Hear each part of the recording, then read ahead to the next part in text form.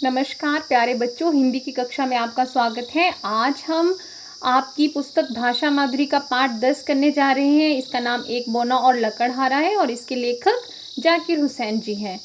तो आइए कहानी शुरू करते हैं। एक बार एक लकड़हारा था और वे क्या करता था, रोज जंगल में लकड़ियाँ काटता था और शहर में लाकर उन्हें बेच देता था। लकड़हारा होता है लकड़ियाँ काटने वाला। एक दिन उसने सोचा, आसपास से तो सब लकड़हारे लकड़ियां काट कर ले जाते हैं, सूखी लकड़ी आसानी से मिलती नहीं, इसलिए जंगल के अंदर दूर तक जाना चाहिए।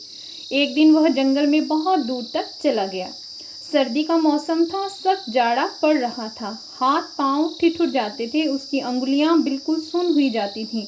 इसलिए वह थोड़ी देर बाद कुल्हाड़ी रख देता, फिर दोनों हथेलियां मुंह के पास ले जाकर खूब जोर से फूंक मारता, जिससे वे गर्म हो जाएं। एक बोना उसे देख रहा था। बोना होता है छोटे कद का आदमी, छोटा सा आदमी होता है ये। उसे बार बार फूंक मारते देखकर बोना सोच में पड़ गया। जब उसकी समझ में कुछ न आया तो वह ठुमक ठुमक कर लकड़हारे के पास गया। उसने कहा, नमस्ते, एक बात पूछूं? लकड़हारा अंगूठे के बराबर आदमी को देखकर आश्चर्यचकित रह गया। उसने कहा, हाँ पूछो। बोना बोला, तुम हाथों में फूंकसी क्यों मारते हो? लकड़हारे ने जवाब दिया, सर्दी बहुत है, हाथ ठिठुर जाते हैं, मैं मुंह से फूंककर उन्हें गरमा लेता हूँ। बोने ने अपना सुपारी जैसा सिर हिलाया और कहा, अच्छा यह बात है।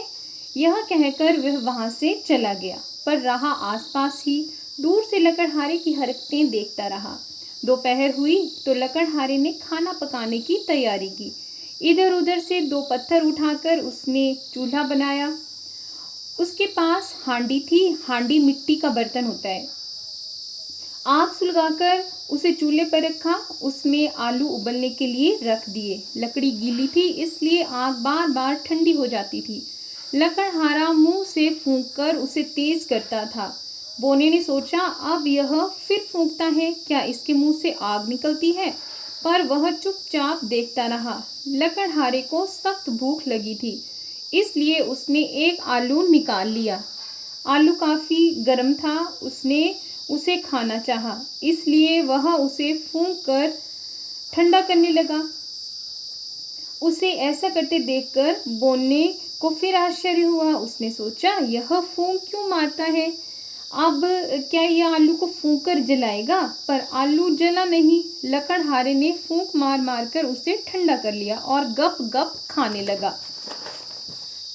बोने को बहुत आश्चर्य हुआ, उससे रहा न गया। वह ठुमक ठुमक कर लकड़हारे के पास फिर पहुंचा। कहा, बुरा न मानो तो एक बात पूछूं? लकड़हारे ने कहा, बुरा क्यों मानूंगा, पूछो। बोने ने कहा, सुबह आपने कहा था कि मुंह से फूंक कर अपने हाथों को गरमाता हूँ। अब इस आलू को क्यों फूंकते थे?